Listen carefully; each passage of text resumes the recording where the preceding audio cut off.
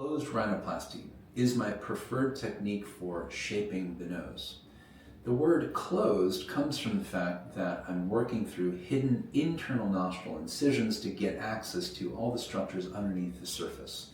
Those structures include the nasal bones on the sides, the bridge all the way to the top, the cartilage structure in the central part of the nose, as well as the cartilages that make up the tip.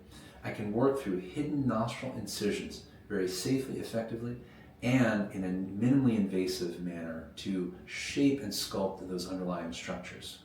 Think of closed rhinoplasty as the minimally invasive version.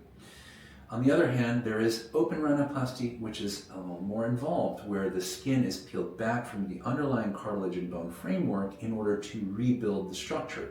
Sometimes open rhinoplasty is necessary to rebuild the nose, particularly after significant trauma, severe deviation, or with multiple surgeries done in the past and there's significant scar tissue and scar contraction where rebuilding is necessary. Whereas closed rhinoplasty is ideal for patients undergoing their very first, sometimes their second, rhinoplasty as well. Now, revisions can be done very effectively with closed method rhinoplasty, and I take care of a lot of patients who have had prior rhinoplasty done, usually open rhinoplasty, and they have some deviations or irregularities that they want to have improved. We can often do that in a closed method.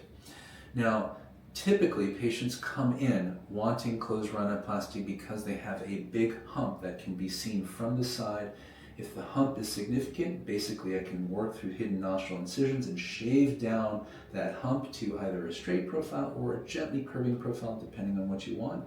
Then bring in the sides of the nasal bones inwards to reshape and make sure everything is nicely proportioned. The tip cartilages oftentimes require some refinement. I can get access through those closed hidden incisions inside the nostril and shape those cartilages directly. Sometimes I'll also use cartilage grafting technique, which is borrowing some cartilage from the septum, the internal wall of cartilage, and then placing them in key areas of the tip, the bridge, sometimes at the very top, in order to get a smoothness and a lifted shape that we really want. Finally, internal airway improvement is a big part of rhinoplasty and septoplasty. Oftentimes patients come in and they've had a prior trauma and they can't breathe through their nose.